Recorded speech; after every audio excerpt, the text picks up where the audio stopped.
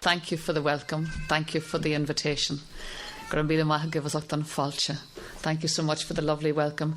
And what a particular joy it is to be in the company of Sogyal Rinpoche, whose wonderful work, I think so well known to so many people right around the world, that focus in the Tibetan book on living and dying, bringing home to us a subject that so many of us want to run away from, that we don't want to face into, that we cannot face into, and then when we do face into, discover how ill-prepared we are for the journey that we're about to embark on. Even on the journey down here, it's a long way.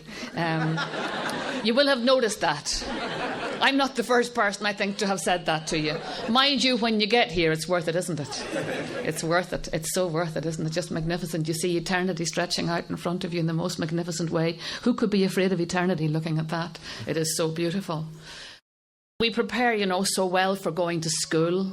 We prepare so well for going to work. We prepare so well for going to college. Our kids wouldn't go over the door to a discotheque without spending 6 hours in the bathroom, and God knows how long in the shops, with our credit cards. And we do, for so many things in our lives, we prepare so meticulously. And for this journey, for certain parts of this journey, we seem to have difficulty thinking in terms of the preparation.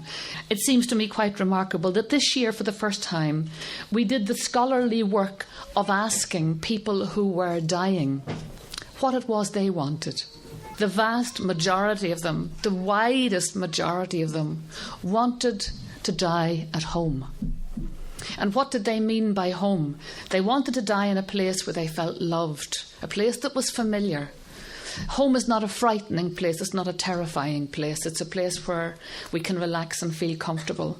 They wanted to have all that was familiar, they wanted their families around them, they wanted to be at peace in themselves. And yet we know, of course, from life's everyday reality, that the vast majority of them will not die where they want. They will die in hospital. And they will die in hospitals where people will try very, very hard to save them. And there will be music, and there will be televisions, and there will be people coming, and there will be people going, and it will be a busy place. And it will be a very, very hard place for people to find space for one another. And it will be a hard place at times too for families to figure out, where do we fit in here? So, believe me, you are making a difference. You are making a difference. The world is beginning to look at this problem, at this issue, through very, very different eyes.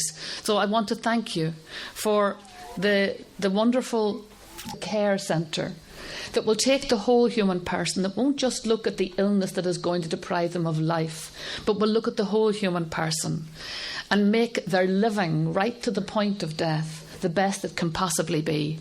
Make it as joyful and as good and as cared for as it can be, and that will lift all the family around them.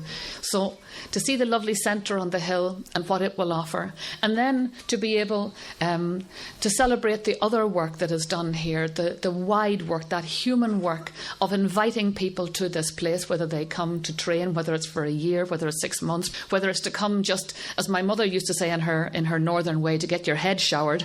I don't know if you've ever heard of that expression, but I guess everybody who had a mammy knows what it means to get their head showered. It used to be a terribly important thing for mummies to get. Just to feel that you have a little bit of space in your life to contemplate perhaps more metaphysical things than just, what am I going to make for the dinner, or who's coming, or for tea, or who do I have to worry about, but to contemplate that eternity, to contemplate that other world that we sometimes make ourselves too busy and rush away from. And so it's a wonderful place, a place of great deepening. This is truly community at its absolute best. So please enjoy the day, and thank you again for the wonderful opportunity that you've given Martin and I. We feel just really very so privileged to be part of this community this day. Gur míle maith agat.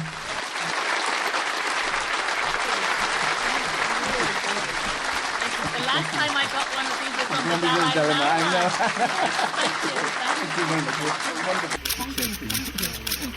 And with really help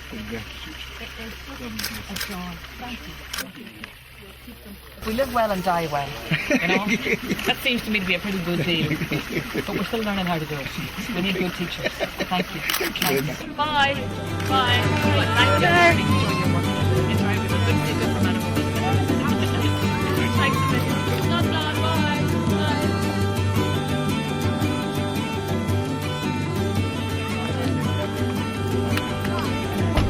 Bye.